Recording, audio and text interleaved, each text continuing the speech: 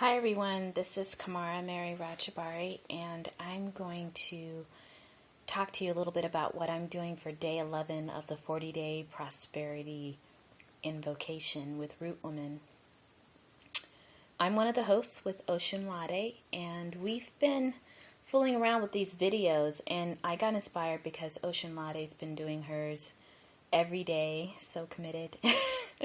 I'm committed. It was just that I felt as if I got pulled in so many different directions, and so I don't know if that's non-commitment or not. But anyway, came back to this process because I got the hit at the beginning of the 40-day process that I wanted to do this. And that's basically to create not only a writing journal, but a writing journal and an art journal. So I took a composition book. One of those regular composition books that kids use in school. It has like lined paper. I'm using it for my 40-day prosperity journaling right now. And before I did it for the journaling, I had prepped the cover. And you prep the cover by using this stuff that I have over here called gesso. And it's kind of like a thick acrylic. It's really white, thicker than white paint. However, if you don't have this, or if it's just too much of an expense for you to go out and get this for this one project, for sure you can just use regular white, cheap acrylic paint. We're just going to try to cover this surface to hide what was underneath here.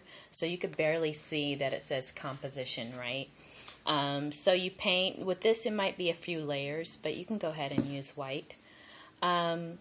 Also, some other things that you may want to use. I use gel medium. This is some gloss gel medium.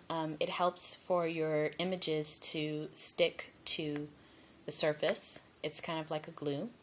But it also enhances the entire image by giving it kind of, well, this one will give it kind of a gloss finish.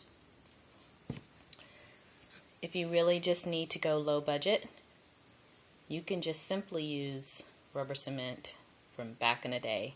Totally fine for doing this kind of project. So what I decided to do was to collage the front of this 40-day prosperity journal. And you know where I get a lot of great collage images that you would probably never really think about is I go to the thrift store and I look for coffee table books that are really cheap. And usually they're old. I mean, they're from back in the day, right? Like, you know, maybe your parents even had this on their coffee table back in the 70s. Who knows? But, wow, when you look in a book like this, it just has all these really great images, you know, that you can use for collage. And so I wait till the thrift store has a sale. And I go in there and I got this book probably for $1. So I loved it immediately because it has this goddess Ayana on the front of it, and so I was like, oh yeah, you know. So you can go into the thrift store, ask when they have a sale, and then, you know, pick you up a lot of books, especially like National Geographic's, coffee table books, even flip through a lot of picture books that you see up there. Usually they're trying to get rid of that stuff. It's not going to be expensive. So back to my collage. I started with one image, and one image usually, if you haven't done collage before, you pick out this one image to be your base image. It's going to be the image that goes as your foundation. Now, I'm going to back up a minute. Like, you might say, well, why do I need to paint this white if I'm just going to collage it? And that's totally true, but I like to do the gesso just to give me a like clean surface in case I do decide to integrate some paint later. In case I do decide to do some other things, I just didn't want the background showing through. So sometimes I never am quite sure what I'm going to do on the front cover, so I want to give myself some options. And the gesso does take, like, you know, it may take a day to dry.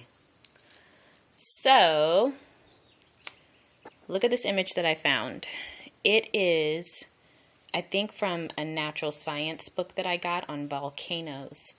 And if you look at it really closely, this parts are ice. Like this is an aerial picture of a volcano. And this is the mouth of the volcano. And of course that's the lava inside. And the rest is like this blue-gray ice that's surrounding it. It's like probably in this mountain, in this crater or something. And I just thought it was so fascinating. One, because it reminded me of a womb and a vulva. And I am, a lot of my art is just about the divine feminine and the goddess. And so, to me, this really resonated. And then when I thought about it more, if I really just took that whole imagery of the vulva, then like a earth vulva, then I would really be looking at this root chakra work that I've been doing lately. And I said, of course, like it totally is about this root chakra work that I've been doing lately. So it fit right away. And then I found this image of an African goddess woman. She's beautiful, right? With her hair braided in this intricate style. And I love this picture because her eyes are just like closed in that kind of meditative stance. And, just her whole profile is really strong. And she, for me, in this picture represents the master healer. So she's there, like she's there observing this whole, like, environment. And she's just holding space, actually. So I placed her there. Next, I find these Zulu women dancers, and they're beautiful. I don't know if you could see them. They're in black and white. This is like an old vintage picture from a book. But they're clapping and they're singing, and one is playing an instrument, like an handheld instrument. And they are around the ridge of this vulva, right? And they're, so this is where the healers are, kind of up top, invoking spirit by singing, maybe dancing even. And that's the master healer holding space, meditating. And then comes the dancer.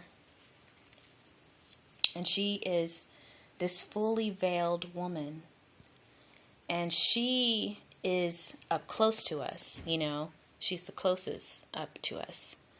And she is dancing around, fully veiled, dancing around this hot, molten vulva. And she's encased in this like dark shrine of material. And only her eyes, really, one of her eyes you can see. And it's almost as if she's looking to make sure she doesn't fall in, but then she's looking because she's in a trance and actually working with this whole root chakra vulva imagery symbol. I don't know if you could see that or not, but I don't know how this just appeared, this image. And then I also was moved to cut out some text. So I was remembering I had a conversation with someone the other day about Octavia Butler. And Octavia Butler wrote this book called The Parable of the Sower. And the character in that book creates, channels her own earth-based religion. And there are little bits of it dispersed throughout this book as you're reading the story. And the first one, the main premise is all that you touch, you change. All that you change changes you. The only lasting truth is change, and then God is change.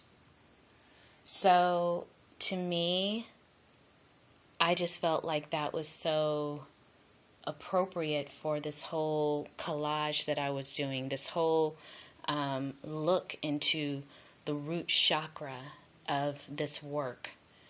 A lot of work around abundance is feeling secure, feeling safe. And that's root chakra work.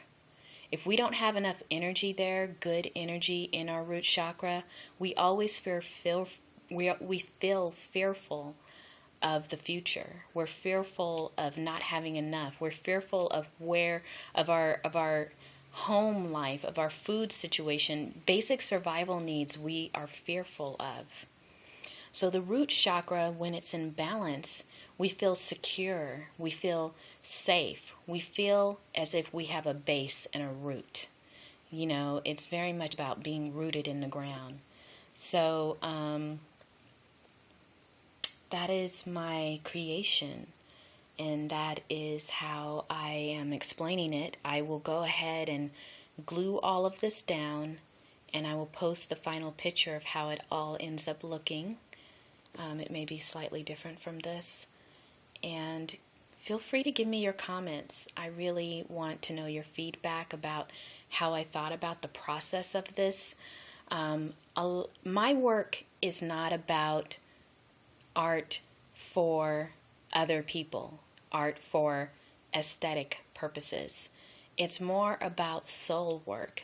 Like, what is the soul communicating to us that it wouldn't necessarily do through words, but it takes images and communicates through the images.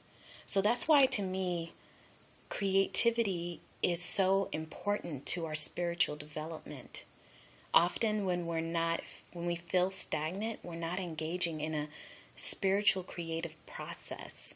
And it doesn't mean just art, it just means we have these processes in our lives to keep us in touch with our soul's desire, whether it's music, whether it's imagery, whether it's dancing, whether it's writing poetry or stories. This is how we stay connected to that non-linear self, the self that we need to get in touch with to even go deeper into our abundance. So this is why I do the work that I do. My website is arthealsus.com, and I work with people individually, but I love working in groups of women so that we can do this work and just, support and love each other around our creativity. So look for my soon-to-be online circle and my local circles. I welcome you, and you don't need any art experience because, like I said, you will get that once we go into these processes. So thanks so much for sharing this moment with me. And again, I'll post the final pic. Have a beautiful day. Thank you for being part of this process. It's unfolding naturally like the way it should. Ashe.